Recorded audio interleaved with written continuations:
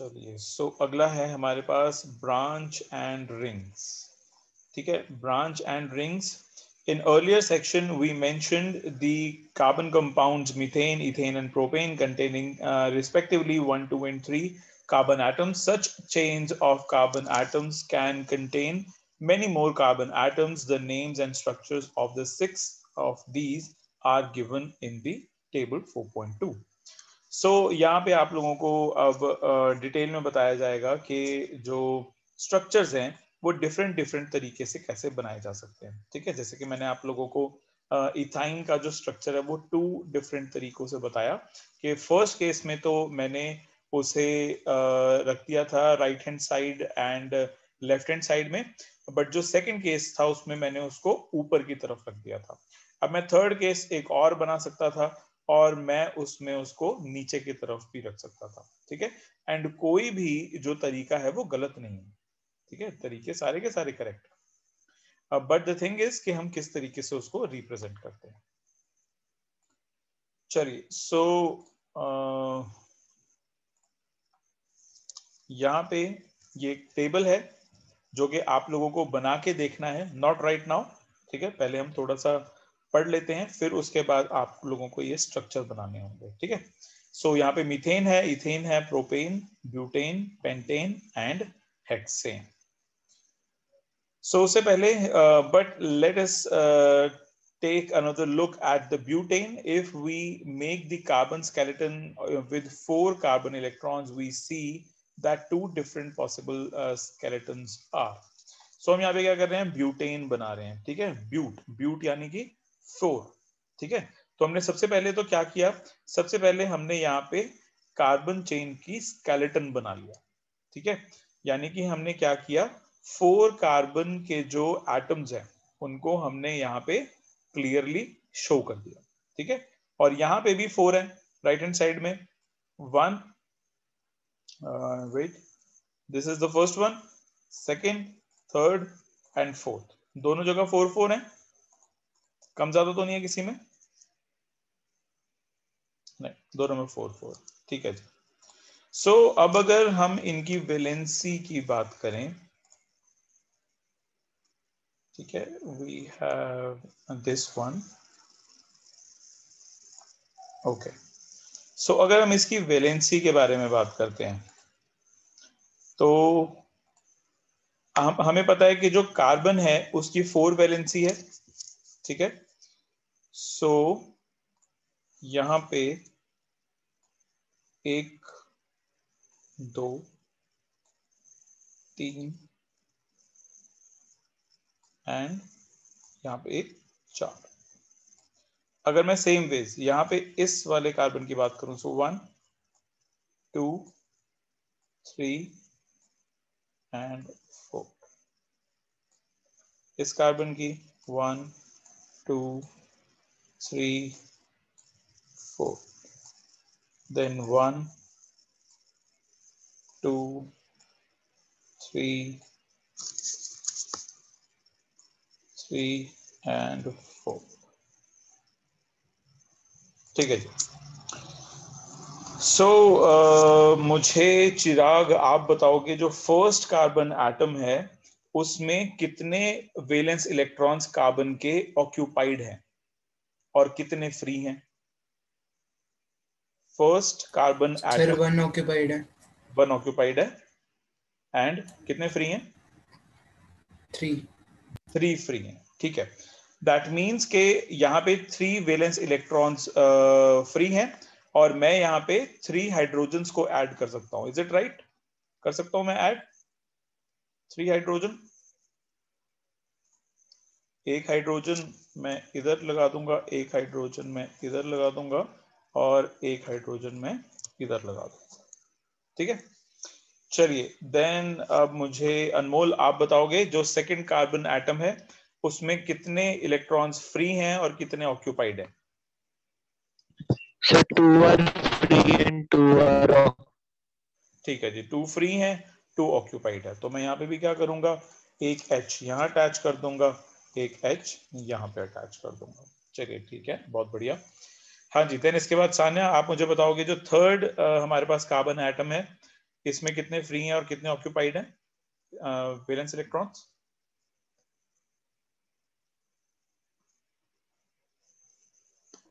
Sir 2 free हैं और 2 occupied हैं। यस, 2 फ्री हैं एंड 2 यहाँ पे ऑक्यूपाइड हैं।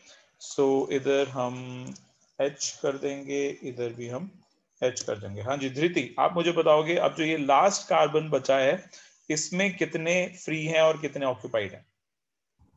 3 फ्री है और 1 ऑक्यूपाइड है। 3 फ्री हैं और 1 ऑक्यूपाइड है, बिल्कुल करेक्ट। सो यहाँ पे हम एक H लगा देंगे, एक H यहाँ लगा देंगे, एक H यहाँ लगा देंगे, ठीक है। सो अब हम क्या करेंगे, अब हम इसकी बॉन्डिंग कर देंगे, ठीक है। बॉन्डिंग करेंगे तो यहाँ पे अब मैं हर एक H का वैलेंस इलेक्ट्रॉन तो नहीं बना रहा हूँ, बट आप इमेजिन कर लेना कि जैसे मैंने यहाँ पे एक वैलेंस इलेक्ट्रॉन बनाया हुआ है, तो एक बॉन्ड ऐसे बन जाएगा, एक इधर बन जाएगा, एक ये बन जाएगा, then this one, this one, this one, this one, and this one,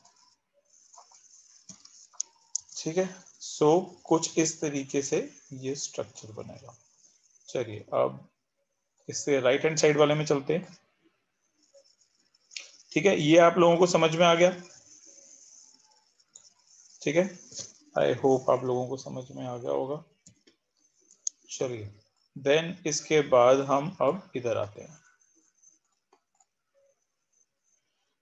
हाँ जी, सो यहाँ पे भी हम देखते हैं कि कितने हमारे पास फ्री हैं और कितने हमारे पास ऑक्यूपाइड हैं।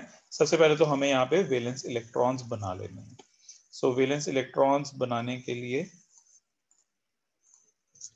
एक इलेक्ट्रॉन हम यहाँ पे बनाएंगे, दूसरा, तीसरा एंड 4, देन 1 इधर ऑक्यूपाइड है, सेकंड ये ऑक्यूपाइड है, थर्ड ये ऑक्यूपाइड है एंड फोर्थ हम यहाँ पे भी बना सकते हैं और यहाँ पे भी बना सकते हैं, ठीक है। दैट इज आवर विश कि हमने कहाँ बनाना है, ठीक है।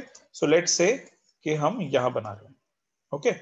देन इसके बाद ये जो ऊपर वाला C है इसमें आ जाते हैं। अब 1 तो ये है, 2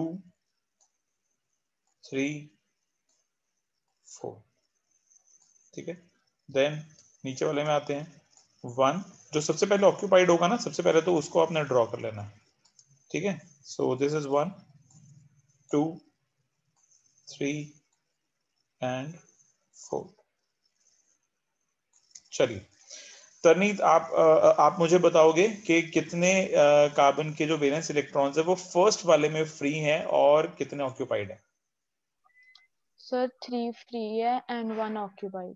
हाँ जी ठीक है जी, 3 फ्री हैं, 1 2 एंड 3 और एक तो हमारे पास ऑलरेडी ऑक्यूपाइड है। हाँ जी, सो तनिष अब आप मुझे बताओगे ये जो सेंटर वाला कार्बन है इसमें कितने फ्री हैं और कितने ऑक्यूपाइड हैं? सर 1 फ्री है, 2 ऑक्यूपाइड है। टोटल तो 4 होते हैं।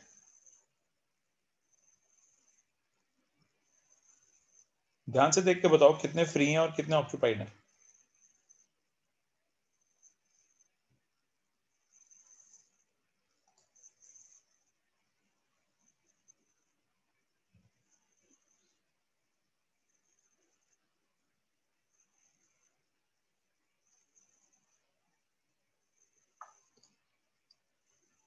जी तनिष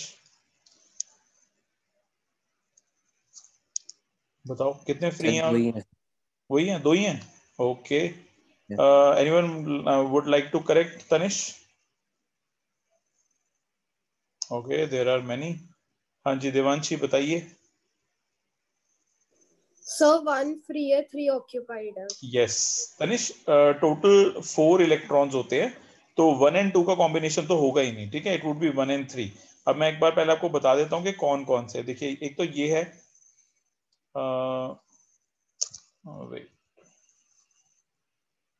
एक तो ये हो गया 1, एक ये हो गया 2 3 एंड 4।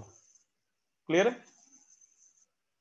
या 4 है, ठीक है। सो 1 जो है वो फ्री है और 3 ऑक्यूपाइड है। Yes, Devanshi was right. So हम यहाँ पे H लिख देते हैं।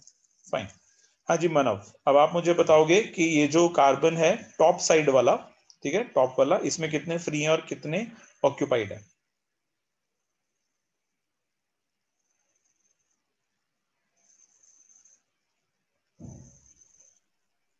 ओके एंड यशस्वी, जब तक मनव आंसर करता है तब तक आप मुझे बता दीजिए जो नीचे वाला कार्बन है उसमें कितने फ्री हैं और कितने ऑक्यूपाइड हैं? Sir, 1 is occupied and 3 are free. ठीक है जी, करेक्ट। सो मनव का भी आंसर मुझे मिला नहीं है। मनव, आंसर फटाफट सेंड कर दो, कितने फ्री हैं कितने ऑक्यूपाइड हैं, तब तक मैं यशस्वी का आंसर लिख देता हूँ। यस, ठीक है जी। देन मनव ने लिखा है 1 occupied and 3 free, ठीक है, correct. So these 3 are free, 1 2 and 3। सो अभी आप इमेजिन कर लेना कि जैसे मैंने एक हाइड्रोजन का जो वैलेंस इलेक्ट्रॉन है वो यहाँ पे मेंशन किया है, ठीक है। सो बॉन्ड किस तरीके से बनेंगे वो मैं आप लोगों को बता देता हूँ। So this one, this one, this one,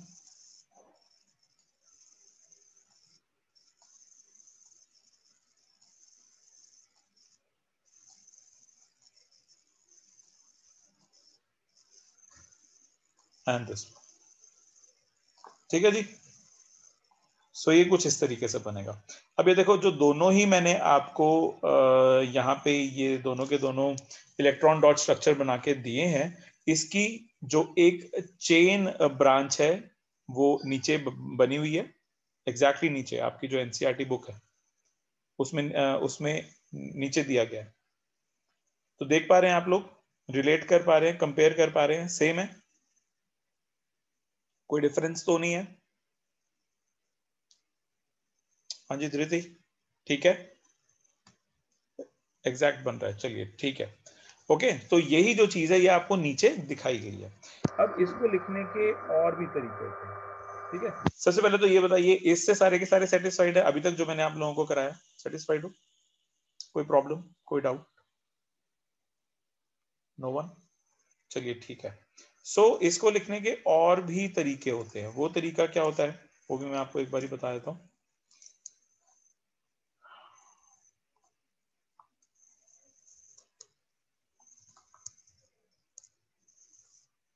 okay,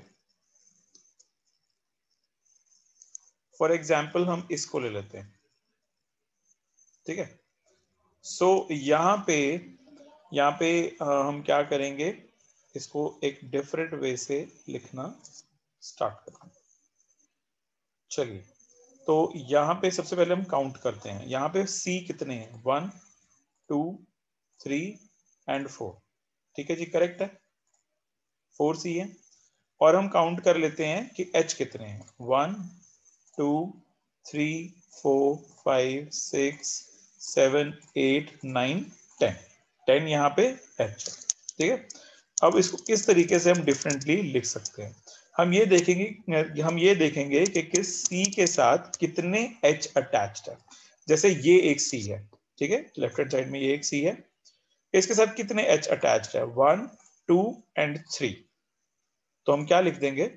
हम लिख देंगे CH3। अब ये जो 3 है ना, ये बेस में H के, ठीक है, तो इस चीज का ध्यान रख लेना। यहाँ पे I don't have any kind of format कि मैं H के बेस पे इस 3 को लेके जा पाऊं, ठीक है। So it is CH3 like this, CH3,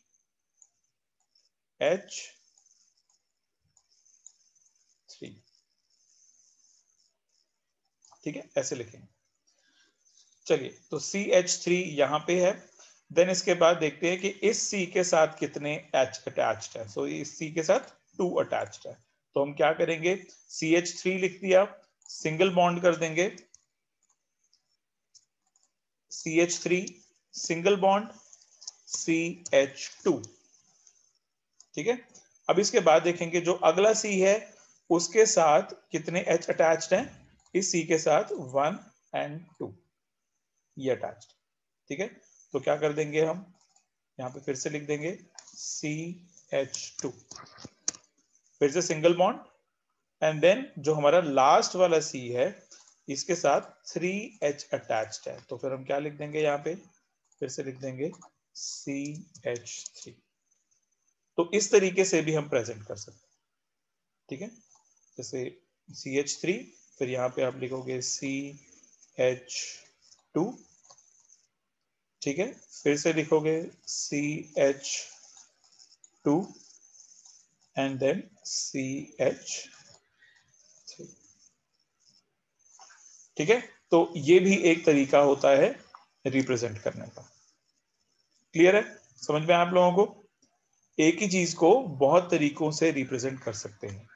electron dot structure से कर सकते हैं, ठीक है, लॉन्ग चेन से कर सकते हैं, ब्रांच चेन से कर सकते हैं, ठीक है, साइक्लिक चेन से कर सकते हैं, रिंग चेन से कर सकते हैं, क्राउन चेन से कर सकते हैं, बहुत सारे तरीके होते हैं करने के, ठीक है।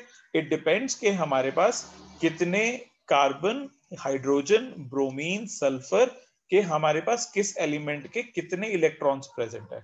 जिस एलिमेंट के जितने इलेक्ट्रॉन्स प्रेजेंट होंगे उस हिसाब से हम इसको शेप दे सकते हैं, ठीक है।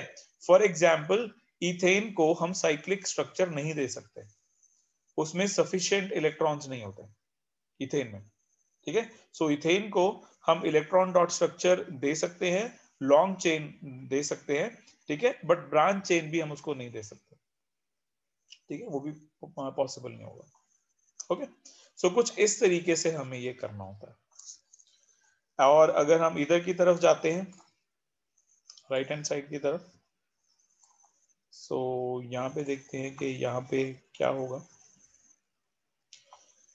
या सो यहाँ पे ये देखिए हम कर सकते हैं CH3, लेफ्ट हैंड साइड से स्टार्ट करते हैं, CH3 single bond, CH1 single bond, CH3 single bond, CH3, ठीक है जी, C4H10। क्लियर है? ऐसे भी किया जा सकता है। चलिए, सो ये हमने कर लिया है।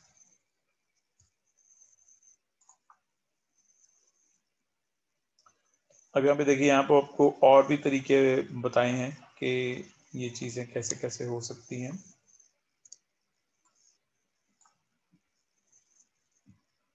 We see that both these structures, कर लिया ना हमने ये वाला, ठीक है, both these structures have the same formula which is C4H12, है ना। यहाँ पे अगर हम जाते हैं तो यहाँ पे जो C है वो 4 है और जो H है वो 10 है, दोनों में ही ऐसा है, C4 है H10 है, लेकिन इनके जो स्ट्रक्चर है वो डिफरेंट डिफरेंट बन रहे हैं। Such compounds with identical molecular formula but different structures are called structural isomers. इसको अंडरलाइन कर लीजिए, इंपॉर्टेंट लाइन है, आपके एमसीक्यूज में पूछी जा सकती है, ठीक है, अंडरलाइन कर लो, इंपॉर्टेंट भी लिख लो, कर लो अंडरलाइन। जो सिर्फ स्क्रीन की तरफ देखी जा रहा है ना, पता है मुझे आप लोगों का, क्या आप लोग अंडरलाइन नहीं कर रहे हो, अंडरलाइन कर लो और इंपॉर्टेंट भी लिख लो। चलिए, so such compounds with identical molecular formula but different structures are called structural isomers. In addition to straight and branched carbon chains, some compounds have carbon atom arranged in the form of ring. For example, cyclohexane has the formula C6H12 and the following structure. ठीक है, तो यहाँ पे आपको बताया कि कुछ carbon के कंपाउंड्स ऐसे भी होंगे जिसको कि हम रिंग स्ट्रक्चर में भी लिख सकते हैं, ठीक है, और इसका जो एग्जाम्पल है वो आपको यहाँ पे दिया गया है C6H12 की फॉर्म में, ठीक है। सो अगर इसकी भी हमें रिप्रेजेंटेशन करनी हो तो हम कैसे कर सकते हैं? तो चलिए, सबसे पहले हम पूछते हैं, किससे नहीं पूछा, पारस से नहीं पूछा आज हमने कुछ भी। हाँ जी पारस, आप मुझे ये बताओ कि जो लेफ्ट हैंड साइड वाला C है इसके साथ कितने H अटैच हो सकते हैं? 2 इसके साथ अटैच हो सकते हैं क्योंकि जो 2 है वो ऑक्यूपाइड है, ठीक है जी, करेक्ट। देन इसके बाद जो इससे ऊपर वाला है हंसप्रीत आप बताइए कितने अटैच हो सकते हैं H के साथ?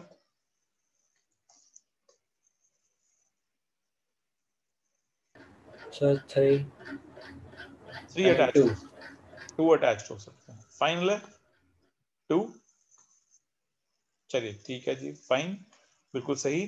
देन इसके बाद मुझे शाश्वत आप बताओगे जो इससे राइट हैंड साइड वाला है, ऊपर का राइट हैंड साइड वाला, कितने अटैच हो सकते हैं? सर 2 2 अटैच हो सकते हैं। Fine. Divanshi right hand side वाले के साथ कितने अटैच होंगे? सर 2। 2। यस। संजीव मानव कितने अटैच होंगे नीचे वाले के साथ, राइट हैंड साइड वाले के साथ? 2 होंगे, ठीक है जी। हाँ जी तरनीत लेफ्ट हैंड साइड नीचे वाला? सर 2। 2, यानी कि सभी के साथ 2 हाइड्रोजन एटम्स ही जुड़ पा रहे हैं। तो यहां पे भी यही किया गया है, ठीक है। वी हैव ये 2 इस C के साथ, इस C के साथ ये 2, then these 2 with this one, these 2 with this one, then these 2 with this one and these 2 with this one, ठीक है। सो पता लगा आप लोगों को कि जो इलेक्ट्रॉन डॉट स्ट्रक्चर है और साथ ही साथ जो ब्रांच चेन्स हैं या जो रिंग चेन्स हैं वो कैसे बनती है ना? क्लियर हुआ होगा? ओके चलिए, दैट्स वेरी वेरी फाइन। इससे नीचे भी पढ़ लेते हैं जरा, अगर कुछ लिखा है तो।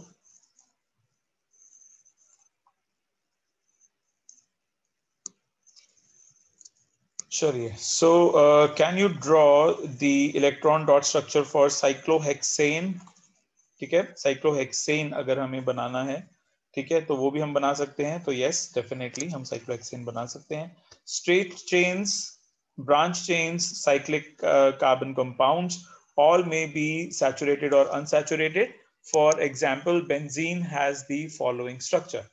अब ये जो साइक्लिक जो स्ट्रक्चर्स होते हैं ये सैचुरेटेड भी हो सकते हैं और अनसैचुरेटेड भी हो सकते हैं। देखो जैसे ये वाला जो स्ट्रक्चर है, सभी में सिंगल बॉन्ड है ना? कहीं पे आपको डबल बॉन्ड तो नहीं दिख रहा होगा इसमें, ठीक है। तो ये एक सैचुरेटेड रिंग स्ट्रक्चर है, ये एक सैचुरेटेड साइक्लिक स्ट्रक्चर है, ठीक है। लेकिन अगर हम बात करते हैं बेंजीन की, ठीक है, सो बेंजीन में आपको डबल बॉन्ड्स दिखाई दे रहे हैं, और जिस स्ट्रक्चर में डबल बॉन्ड होंगे कार्बन कार्बन के बीच में, कल भी मैंने आप लोगों को बताया था, कार्बन कार्बन के बीच में, ठीक है, कार्बन हाइड्रोजन के बीच में नहीं, कार्बन ऑक्सीजन के बीच में नहीं, कार्बन कार्बन के बीच में। जिस भी स्ट्रक्चर के कार्बन कार्बन के बीच में डबल बॉन्ड होंगे वो एक अनसैचुरेटेड कार्बन कंपाउंड होगा।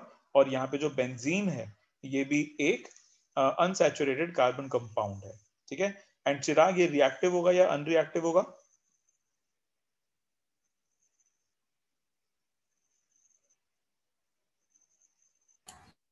Sir reactive. यस, ये रिएक्टिव होगा क्योंकि ये अनसैचुरेटेड कार्बन कंपाउंड है, ठीक है। गुड चिराग। चलिए देन नेक्स्ट पैराग्राफ पे आते हैं। All these carbon compounds which contain only one carbon and hydrogen are called hydrocarbon, ठीक है। सारे के सारे ऐसे कार्बन कंपाउंड जिनके बीच में एक कार्बन और एक हाइड्रोजन होता है उसको हम बोलते हैं hydrocarbon. Among these saturated hydrocarbons are alkanes. The unsaturated hydrocarbons which contain one or more double bonds are called alkenes. And those containing one or more triple bonds are called alkynes, ठीक है। सो जैसे आपके पास ये है, ठीक है, यहाँ पे आपके पास सिंगल सिंगल बॉन्ड है सारे के सारे कार्बन के बीच में, तो इनको हम बोल लेंगे एल्केन्स, ठीक है। और जो एल्केन्स होते हैं वो सैचुरेटेड होते हैं। अब अगर हम बेंजीन में आते हैं तो बेंजीन में हमारे पास 3 डबल बॉन्ड्स है, ठीक है, 1 2 and 3, ठीक है। सो अगर किसी कार्बन कंपाउंड में एक या एक से ज्यादा डबल बॉन्ड हुए तो उसको हम क्या बोलते हैं? Alkene, okay. और मान लेते हैं कि अगर यहां पे डबल बॉन्ड की जगह ट्रिपल बॉन्ड होता, ठीक है, तो हम इसको क्या बोलते हैं? एल्काइन, ठीक है। और एल्कीन और एल्काइन जो होते हैं वो अनसैचुरेटेड कार्बन कंपाउंड्स होते हैं, ठीक है, और वो ज्यादा रिएक्टिव होते हैं। क्लियर है जी आप लोगों को? इतना समझ में आया? Single bond, double bond, branch chains वगैरह, ठीक है। चलिए अब आप इसकी प्रैक्टिस भी करेंगे, ठीक है। सो प्रैक्टिस में आप लोग क्या करेंगे? प्रैक्टिस में आप लोग जाएंगे पेज नंबर 64 में, एंड 64 में आपने ये जो टेबल है ये बनाना है, पूरा का पूरा बनाना है, ठीक है। यहाँ पे आप अपना नंबर ऑफ कार्बन एटम्स भी लिखोगे, नेम भी लिखोगे, फॉर्मूला भी लिखोगे और स्ट्रक्चर भी लिखोगे, ठीक है। इसके बिहाइंड लॉजिक क्या होता है वो भी आप लोगों को बताएंगे, बट वो कल की क्लास में। अभी आपने फिलहाल सिर्फ और सिर्फ इसकी प्रैक्टिस करके देखनी है, ठीक है। कल की क्लास में आप लोगों को इसके जो लॉजिक्स हैं वो भी समझ में आ जाएंगे कि ये ऐसा क्यों हुआ है। ओके, चलिए ठीक है। सो आज की क्लास में इतना ही है।